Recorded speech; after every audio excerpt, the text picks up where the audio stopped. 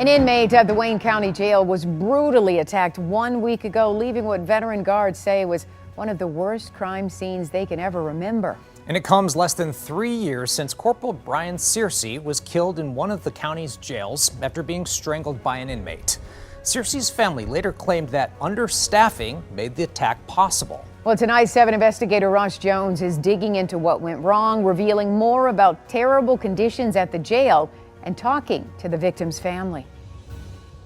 That's what I want to know. Where were the guards? I think they could have saved him. Thomas Carr walked into the Wayne County Jail last Thursday to serve a 71-day sentence for a DUI. He would leave the next day clinging to life after a brutal assault.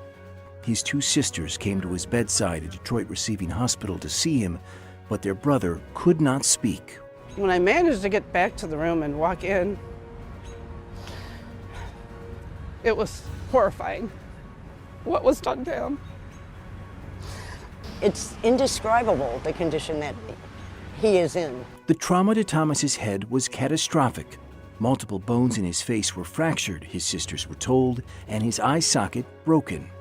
He was on life support. He's not going to make it. The decision hasn't been made to remove him off life support. Right now we're working with Gift of Life. The 53-year-old was attacked, the sheriff's office says, by his cellmate, a man nearly half his age.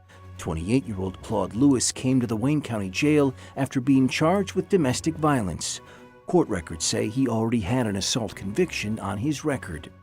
How this attack was made possible is under investigation tonight, but some who have worked inside the jail believe they know. And this was due to the staffing cuts and the condition, the dangerous, hazardous environment that exists. Reginald Crawford is a spokesman for the Wayne County Deputy Sheriff's Association and a former deputy himself. Thomas Carr was attacked on the 11th floor of Jail Division 1, where there are guard stations at each of the 4 corners of the floor and another station in the center. When fully staffed, there are 5 deputies. But beginning in 2021, as this memo shows, policy changed due to understaffing.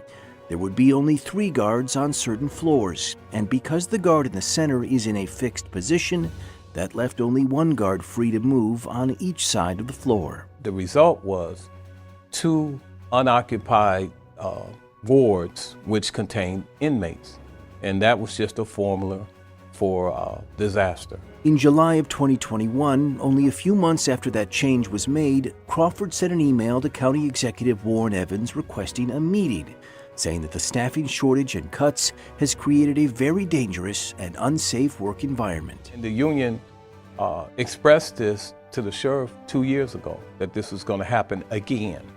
To what degree, if at all, understaffing played a role in this attack is unclear. The investigation, led by Detroit and Michigan State Police, continues tonight. As for Thomas Carr, who only came to the jail for a nonviolent misdemeanor offense, he died yesterday at 2:11 p.m. after his family removed him from life support. This can't keep happening. No family should be put through this.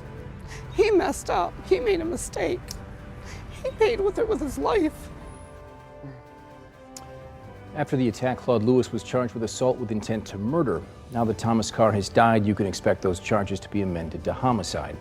Sheriff Raphael Washington has said in the past that he is working diligently to increase staffing at the jail through aggressive recruiting and fighting for better pay.